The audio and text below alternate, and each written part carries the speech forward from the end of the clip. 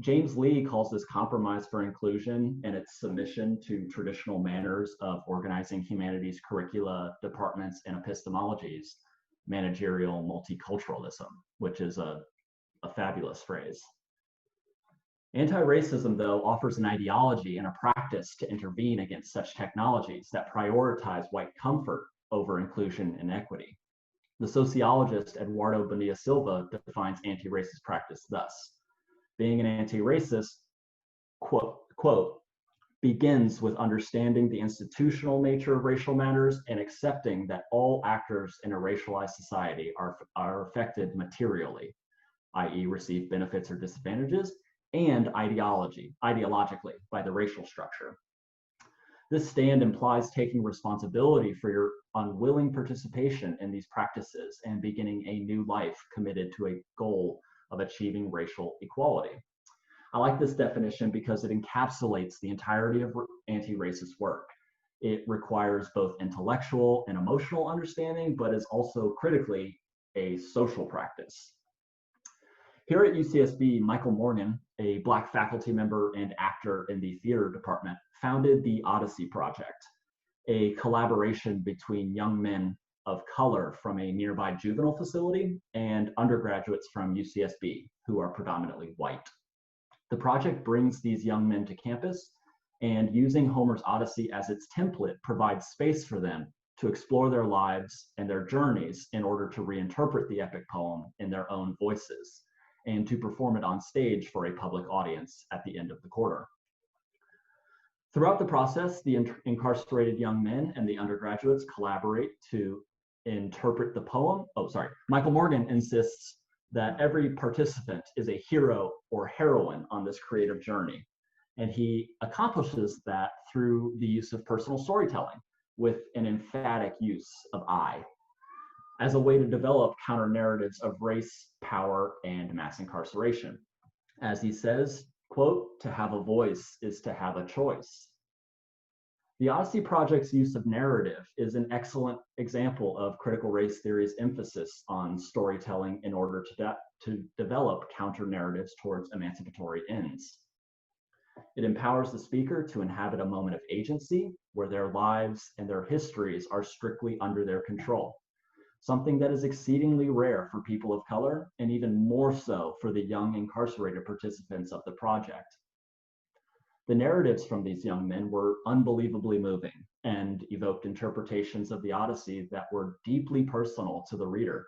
And yet they spoke to the broader collective dynamics that participants shared between themselves.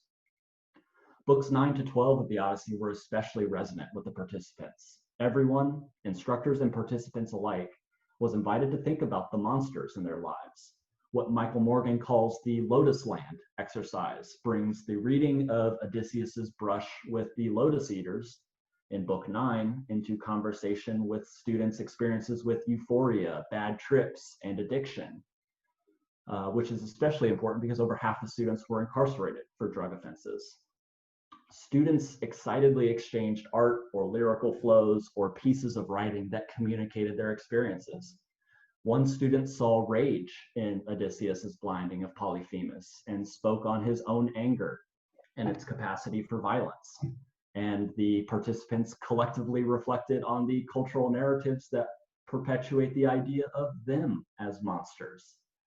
In the Fallen Warrior exercise, students read Odysseus's journey to the underworld in book 11 and speak aloud in the voices of the real-life people that they had lost. The narrative space and creative engagement with the Odyssey allowed for a radical amount of self and collective healing, and it also brought the ancient poem in direct conversation with systems of power, domination, violence, and racial hierarchy. The openness with which these conversations were held was critical to creating a classroom that affirmed the dignity and respect of everyone in it. Their presence, their experiences, and their futures were valid and valued in that space. The Classroom of the Odyssey Project shows how effective and transformational racially conscious pedagogy can be. The centering of race in the narrative process and production of knowledge teases the emancipatory possibilities of the humanities and the classics. Furthermore, it provided the space and critical language for the white students to process their whiteness and its benefits. And through collaboration with non-white people, they were also forced to confront the effects of not possessing whiteness. Instructors and participants alike contributed to the production of knowledge and the construction of an inclusive and equitable space. The first step I took to try to create a similarly inclusive and equitable space was add language to my syllabi under course goals that stated my intent to interrogate the historical, social, and cultural processes that enshrined whiteness as the site of power, and classics' participation in those processes. The benefits were immediate.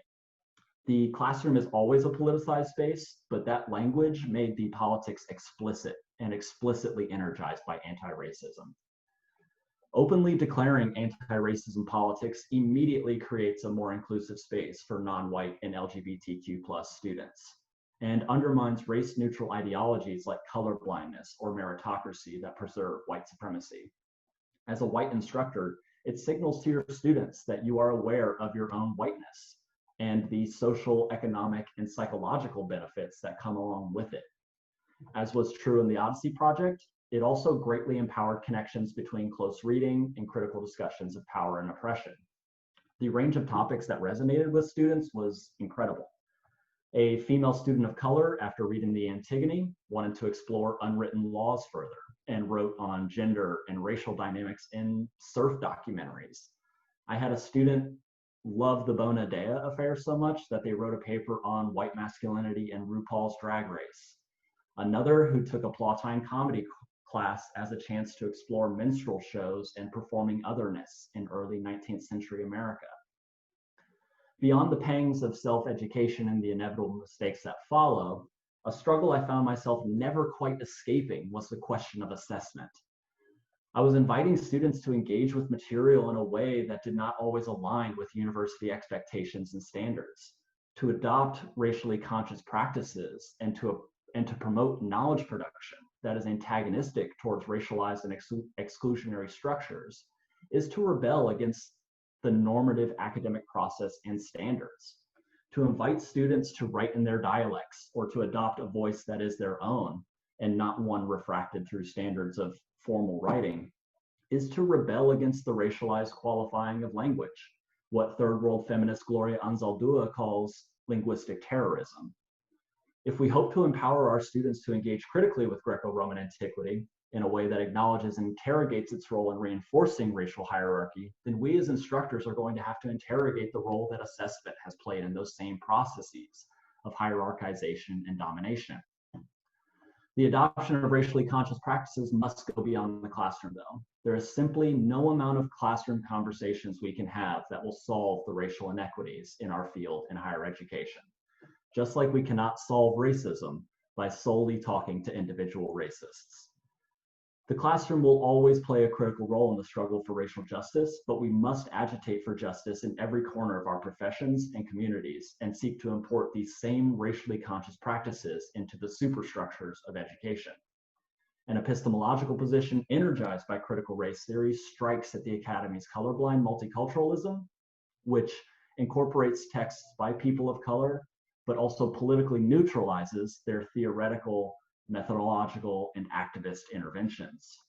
This same epistemological position helps us realign the humanities away from the axes of margins and centers to better understand oppression and domination. It empowers the humanities to better understand which differences actually make a difference and why.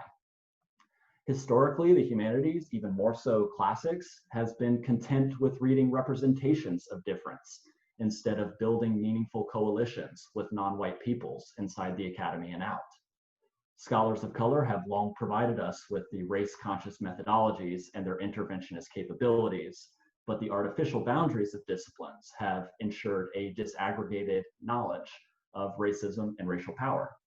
Why do we not work more closely with linguists who for decades have theorized how racial power is articulated and maintained via language, or indigenous and other ethnic studies programs that were founded as political statements against the ideological and epistemological organization of the university? How many of us incorporate the actual voices of sex workers when teaching ancient sex work? Re-envisioning interdisciplinary work to incorporate more than our cousins in history, archaeology, and art history will necessarily transform the field at a structural level. Our methodologies and practices would evolve, but it would be especially transformational for our students. The world that they're being sent into does not align itself along disciplinary boundaries. Ideologies and methodologies clash and synthesize and evolve constantly. Furthermore, if the conceit of studying the humanities is being able to critically navigate these shifting ideologies, then can we really say that classics is accomplishing that if we are not training and empowering our students to think critically about a racialized and stratified world? If this work feels daunting or insurmountable, we should remember that the people pushing these anti-racist agendas, student activists and scholars of color, are in far more precarious situations than white members of the institution. By confronting whiteness and suffusing our work with anti-racist principles, we can better serve our students, we can empower ourselves to be better advocates, and we can ensure that classics is representative of and contributes to a broader mission of racial and social justice. Thank you.